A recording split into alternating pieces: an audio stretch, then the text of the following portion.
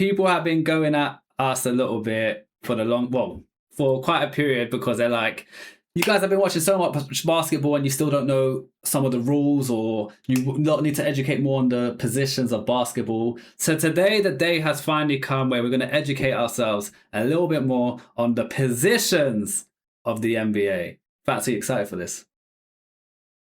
Yeah.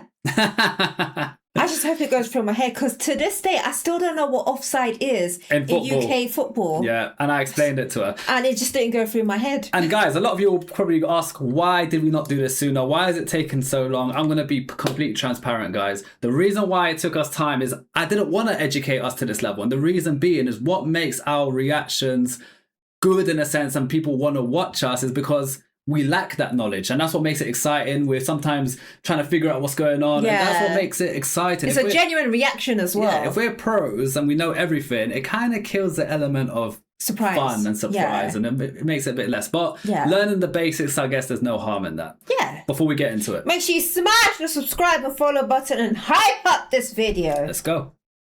The premise of basketball is simple. Score more points than the opposition and you'll win. But the reality is so much more complicated than that. So let's take a look at who does what on a basketball court, why each role is important, and how they help create one of the most popular sports in the world. Let's see what we could pick up on this, or what we already know. Now, first off, we should start by saying basketball has evolved a lot over the years. The game is much more positionally fluid now than it used to be, and there are several hybrid positions or players who don't necessarily fit into one role. But for the purposes of this video, we're just going to be focusing on the traditional 5 positions on a basketball court. And we'll start off... Right, so hold on. Those are the 5 positions. Let's focusing on the traditional 5... So, you have to move us. I want to move us. So point guard, shooting guard, small forward, power forward, and center. That's it. That's all there is. 5 aside in NBA. Positions on a basketball court. And we'll start off with the point guard. Now, these tend to be the shortest players on the team, and they're probably most like a quarterback in football. Their primary job is to conduct the offense by calling a lot of the plays, and they are almost an extension of the coach on the court. They will progress the ball up the court by dribbling. And so that's like Steph Curry, who else is a point guard? Kyrie, like the short guys who are sick. They're normally very, very skilled as well. Set the tempo for the offense with quick or measured passing. This means they need excellent passing skills. Russell Westbrook, thank you. To understand what kind of play is needed when. They tend to be pretty good shooters, and you may even hear players like Steph Curry referred to as scoring or lead point guards because of their scoring ability. These are the most common in today's game, but the more traditional definition of a point guard is a playmaker whose focus is more on facilitating moves. Nice. When you think of that type of player, Steve Nash, Chris Paul, or John Stockton are great examples. Now, in defense, their job is normally to guard around the perimeter, and while point guards aren't necessarily known for their defensive abilities, they do still have an important role to play here. Okay, next, shooting guard. Now, you may hear shooting guards or small forwards, who we'll come on to in a moment, referred to as the wings. This is because of where they stand on the court. The shooting guards will generally be taller than the point guard, but still the second shortest player on the team. As their name suggests, the shooting guard's primary role is shooting the ball. But within that, there are nuances. There are shooting guards who specialize in defensive play. They tend to be called the 3-and-D and will focus on stopping the opposition's best shooters around the perimeter while also being good shooters themselves. 3-and-D shooting guards also tend to be catch and shoot type of players who will catch the ball from their teammate before getting their shot off immediately. So chat's saying some names that are good shooting guards. So people are saying Jordan and Kobe, Anthony Edwards, Dwayne Wade, Iverson. So these are all the type of players who do shooting guards. So guys, in the comment section of YouTube as well, if there's anyone who we've reacted to who's a good shooting guard, highlight that to us. That will help us put into perspective who plays where. They tend not to do too much dribbling. Then there are the slashers, who like to dribble through the paint and attack the basket even though they're good shooters. And some truly gifted shooting guards can do it all. Legends like Kobe Bryant and Michael Jordan are often considered among the best of all time because they could shoot from anywhere, dribble superbly, and also excel in defense.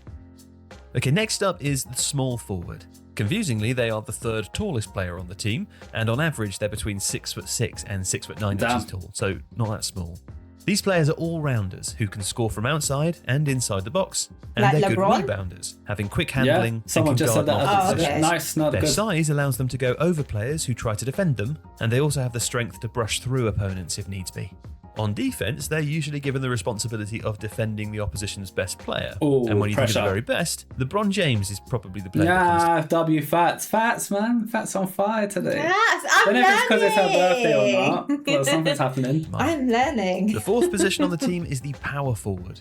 This is probably the position that has evolved the most recently, as most power forwards are essentially a second small forward. But the traditional definition of this role is a strong and athletic player who can handle a lot of physical contact. They tend to be the second biggest player on the team and will use their strength and physicality to drive through opposition defenses for layups and dunks. Like They're also Shaq. tasked with sweeping up rebounds on offense.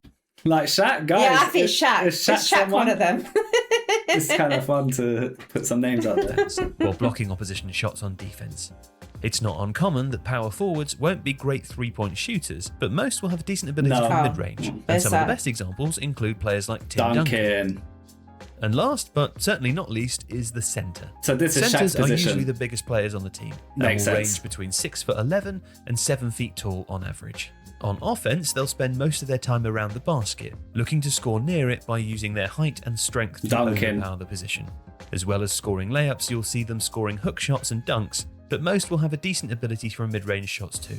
And on defense, their job is to block shots, protect the basket, and limit opportunities from rebounds known as second chances. This can be a physically demanding job that requires an ability to soak up a lot of contact. Centers are not always the most glamorous players, but they do play a crucial role. And interestingly, 4 out of the last 5 NBA MVPs. I was literally going to ask, is Jokic a center? Because when they said they have to soak up a lot of damage, I feel like Jokic is always in the grittiness. Like he's always just... So yeah, makes sense. have been centers. Injury! If you like He's this video, MVP, injury or not. Okay, that's interesting. Fats, did you learn today? Yeah, I did. Yeah? Yeah. Did you? I did as well. Yeah, good. We learned. But it's good because it clarifies who plays where. So Wemby's a center. That makes sense why he's always in the let's say the slumber of the Yeah. action.